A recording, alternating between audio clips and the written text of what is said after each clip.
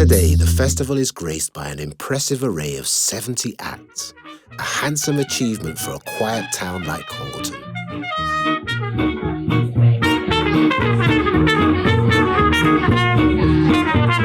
With regards to the musicians and how they feel about the festival, they love it. They get it, they know what it's about. They're kind of on the monkey run, for lack of a better word. They're doing the circuit. They're on the circuit of jazz and blues festivals, so they're going to go to Nantwich, they're going to Coleman Nelson, they're going to go to Congleton, and we're up there now with those guys. They're intrigued in it.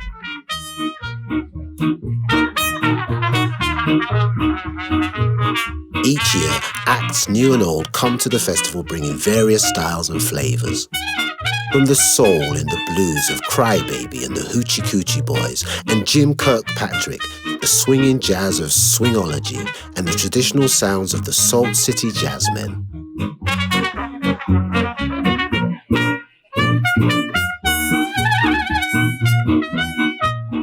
Crybaby, Vince's band, I will always go and watch them whenever they're on. There's a few other stalwarts in the festival, like your Vavooms, who everybody flocks to see, those guys spinning around on the double bass.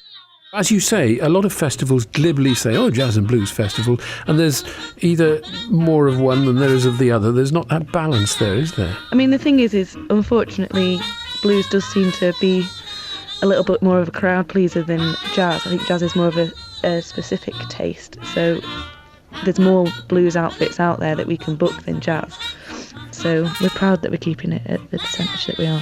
Yeah, but the thing that we find is with the right venue, and we've got some really, really great venues in town, we can put some really good jazz music on, and people just take in the atmosphere and they don't realise how much they've enjoyed the music. When you look at the CVs, these people have played with some of the really top-notch names that often they are session musicians for some of the big names. Ron Sayer has played here a number of times and he always gets a great following. There's a Liverpool-based jazz group who are led by two trumpeters called The Weave, and they are just great. We find that the jazz tends to sit very well in the Young Pretender. We've got local guys like the Robin Pierce band. Robin's band always puts on a great show. He will pack out a venue. The guy's a great performer and a great songwriter. Robin, write some more songs, please. There's some jazz outfits. There's a guy from North Manchester, Freddie Garner. Not many people will know this guy, but he's about 80 years old, this guy, and he comes along with really a young band, and we pop it into a couple of venues that I know it works. Jazz doesn't work everywhere, and you just feel like you are at a jazz festival when he's there. Another one of the jazz bands that I like, The Weave, a bunch of session musicians who are fantastic. But this is all their own material. Band leader Martin Smith puts it all together. Brilliant band. Again, it's a really cool environment. Other bands that I like that are jazz and blues.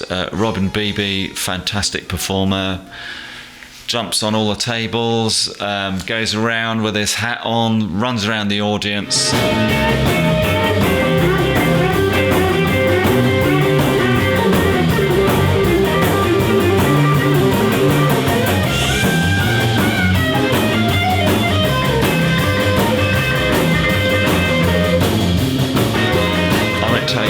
Young Robin is, but he has got bundles of energy. Vavoom, a great band, everybody loves Vavoom. Ron Sayer and Charlotte Joyce, great outfit. Luke Shaw and his band Junk House Dog. Bands love playing at Congleton because the audiences are great. The people that come along and see them are great. Heidi Brown, she's fantastic. All her own material, and it's really important actually for people like Heidi Brown to come along. It's really important to have that musical diversity but performance diversity. After talking to the townspeople, musicians, designers, pub owners and a variety of folk, all inspired by the festival and very much a part of it, they had one more question. Will Congleton Jazz and Blues Festival ever end? Will it ever stop? I couldn't possibly say. No. I don't think so. As long as, Vince and I won't be around forever, and as long as there's somebody that's always going to be passionate to steer it, I don't see any reason for it to stop. Vince won't be there forever. Louise is a young, talented person who's got other things to do. She can't run the festival forever, particularly if she's not making money to pay the bills at home. So it just needs to build a salary in there for somebody to manage it and push it forward. There's no reason for it to stop. Times and things change. It may not be possible to carry on. Hopefully, long may it continue. I'd like to see, obviously I think everyone would like to see that. And I think if there's, provided that the appetite is still there from the public and the bands, and that there are, generous people giving up their time to organise it, you'd like to think that it will just endure. I don't know, I hope not. Not for the foreseeable future.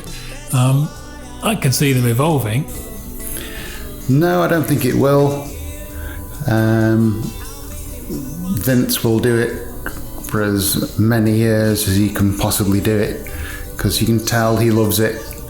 But I mean, as long as I think as long as good people are kind of behind the steering wheel, and it does seem to be that way, that I think it will carry on. But it's people like Vince that make a community. It seems the town can look forward to more jazz and blues festivals for years to come. One thing is for sure, it's something Congleton can be proud of.